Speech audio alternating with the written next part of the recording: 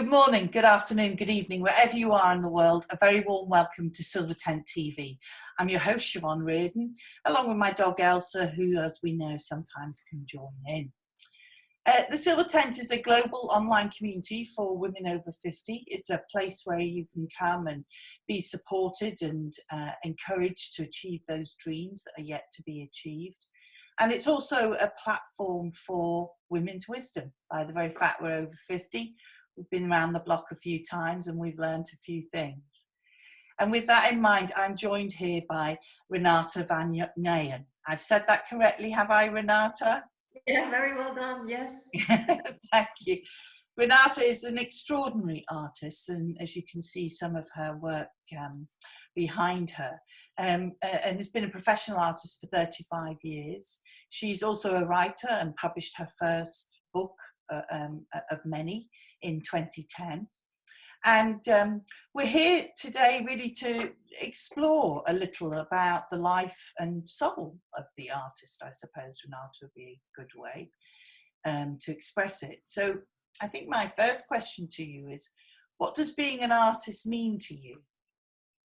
It means, I think it's just who I am intuitively. I've always painted and been drawing, and it just was in me from a very, very young age. But then I actually didn't go to an art college, anything like that, because my dad wanted me to become a secretary because you can't make money as an artist, he told me. I'm yet to prove him wrong, but I'm doing sort of okay. That's a bit of a, because I was a very good secretary, which really helped me because now I type really fast. It's good for my books, but I was always unhappy and depressed. And then when I was, I have to get that right, 25 or something, I decided to go to Italy. And then there was I was always drawing and painting, but I thought, okay, this is a hobby. I just need a job, maybe with my languages. I like languages, so let's go to Italy to study Italian. That was my plan. Then there was an art teacher, and he saw my work. He says, "Ma sei un artista, che fai?" And that was the moment that I thought, I am an artist. That's who I am. And that was the moment when I became happy, to be honest. And I was invited to have an exhibition in Italy a year later. So I went back to Holland, started painting really intensely in the studio of Dutch abstract artists, I must say. Well, and she taught me a few tricks to loosen myself up because I was painting very surreal, a little bit Dali-like.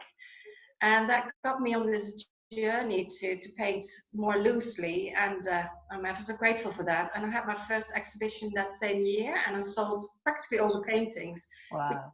For a year in Italy, fell in love there, stayed for 4 years anyway. That's all history, but that's kind of very quickly what happened. Because you're in Granada in southern Spain now, Yes, a lovely example of our truly global community. Take me through the process of creation. What happens for you from that blank canvas to the extraordinary elephant that you have behind you, and the ox as well? Yeah. Well, those are my latest paintings. I've got a few Buddhas. I've done a series of Buddhas as well, but if people fancy finding out who I am art-wise, I used to work in series, and mostly female figures and voluptuous female figures, I might add. But I never ever use a model. I just don't work with models, so it springs somewhere from my brain, and I dare say my colors are what's. I'm a colorist, I should say, because I love colors and it comes easy to me, and it's all very intuitive, very rough, and then it just happens. So I never really know what will happen. I have an idea in my head and it just comes out, but it's quite abstract-y, even though having an idea. But I wanted to paint, I don't even know why, I wanted to paint elephants for some reason, maybe because they're such spiritual animals for me, and it just felt right to do that. And from that, I then thought that was maybe a little bit commercial thinking. I'm in Spain, and maybe I should try and do a bull. And actually, in that painting, the colors they're not very bright. If you see, they're in real life, they're a lot brighter. And it has the land point of the village where I live, which is called La Herradura. And so it's recognizable for people who know La Herradura. Anyway. So you said something fascinating then. You said, I'm a colorist. Yeah. And what, how do you play with colour? Is it, again, just an intuitive selection? Is it a vision that you then try to translate through colour? How does it work for you? It's totally intuitive, and I honestly don't really know. Well, that sounds a bit silly. I don't know what I'm doing, because I do know what I'm doing, but it comes naturally. I don't mix my paints hardly on my palettes. Most of my paintings are done with 5 colors, not more. This is also what when I have art classes, I tell people, you don't have to buy 20 colors, just buy 5. And but the thing is, it just it sort of happens. And there is kind of an interesting story, if I might mention. Please that. do. I used to, in some of my older paintings, a sort of a round red ball started appearing, and I don't know why, it just felt right as a composition, because the composition is important. Sometimes something is out of balance, so I started doing these round balls.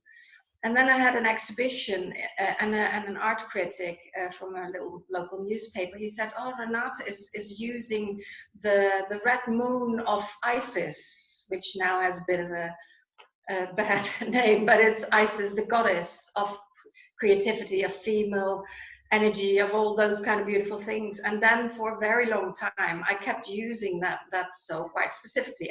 All my paintings had that red moon in them. And now it's gone. It's gone since about a year. I love it. And I said to you earlier, it's very much the way you talk about your art. It's like that expression of your inner world. Mm. And you mentioned then about classes. So in this time of virus, COVID-19 virus, and we're all stuck in our homes in lockdown, you're developing your online courses. Tell me a bit about that. Well, this is I normally have art classes in my studio, which I very much like, and I really like to. I believe everybody has fantasy to do. God knows how many fantasyful creations, but painting anybody can learn, I feel. But the process itself is nice. So I'd love to share that. I love to share my tricks. I don't have any things that I wouldn't teach. Of course, I'd like to show them my style of mixing on your canvas, not on those kind of things. So doing it online is new for me. This is something that I'm going to develop and hopefully very, very soon, and offer this online.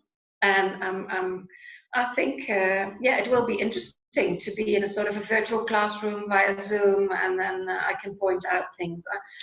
I'm very confident that it will work, and I'm looking forward to it. It's a new challenge for me, but And I'm signed up, first class. Because what I love about you is that there's a number of ways that people can engage with you and get access to your incredible expertise. Because you're going to be running weekly courses as well as intensive courses and offering one-to-one support. Is that right? Yeah, that's exactly right. Yes. Brilliant. Good. Renate, it's been so lovely getting to know you and understand more about your art and the way you work. I'm very excited about getting access to your technical expertise as well, and how we can work with that. Yeah. So if I wanted to sign up for one of your courses, I assume I would contact you via your website? Yes, either by my website, or if you're already on Facebook connected with me, you can send me a private message. But if you don't know me and prefer to do it via the website, that's fine too. And so I'll put the Come link to me there. Yeah, I'll put the link up please. in the text. But in the meantime, thank you so much. It's been lovely to spend this time with you. Thank you. It's a privilege to be here and to sit here with you. Thank you. Thank you. Wherever you are in the world, please stay safe and well. This is Siobhan signing out.